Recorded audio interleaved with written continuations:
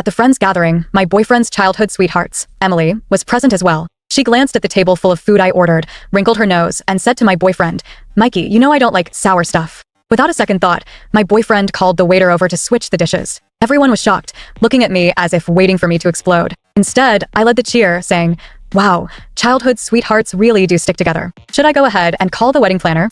Emily had just graduated from college and moved to the city where I lived. At that precise time, I had an acute appendicitis attack and needed surgery. As someone needed to sign the surgery consent form, my boyfriend, Michael Johnson, received a phone call. It was from Emily. She said she had arrived early and was at the airport, unable to find the exit, and needed Michael to pick her up. Michael tossed the pen aside, asked the nurse to take care of the surgery consent, and hurriedly left. I winced in pain watching him rush out and closed my eyes in resignation. When I woke up after the surgery, I glanced at my phone. Emily had posted a status update with a pouty selfie and a coincidental shot of Michael's arm as he drove. The caption read, "I knew Mikey would always be my honey." Michael had liked the post and commented, "Of course, I've always been with you."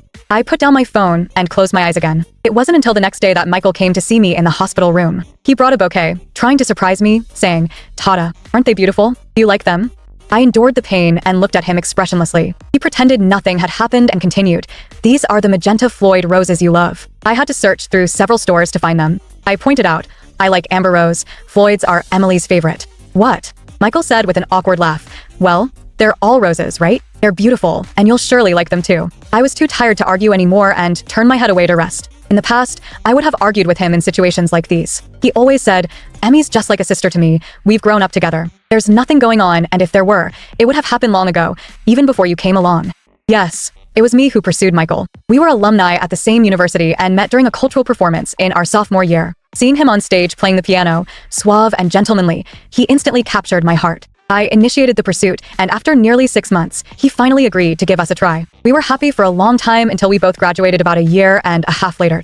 On graduation day, Emily arrived from another city, arms loaded with flowers, affectionately calling him Mikey at every opportunity as she celebrated his graduation. From that day on, endless arguments began between Michael and me, all over Emily. After a year of fighting, I realized I was exhausted. Or maybe I got used to the fact that there was always an Emily between me and Michael. I no longer had the strength to be upset. In the past, I would weep through the night, heartbroken, feeling like my world had collapsed. I couldn't accept that the man I pursued and loved for so long would focus all his attention on a childhood friend he barely saw once a year. Now, I can endure surgery alone and bear the pain when the anesthesia wears off. Seeing Michael with the flowers Emily liked barely stirs anything in me. It's as if the person standing before me isn't the boyfriend I loved so deeply, but just another passerby. A few days after I was discharged from the hospital, Emily showed up at my house. She stood in front of me with a basket of fruit, looking slightly apologetic, and said, "Juliana, I'm so sorry about the other day. That airport was so big, I went around in circles and couldn't find the exit, so I had to ask Mikey to come pick me up."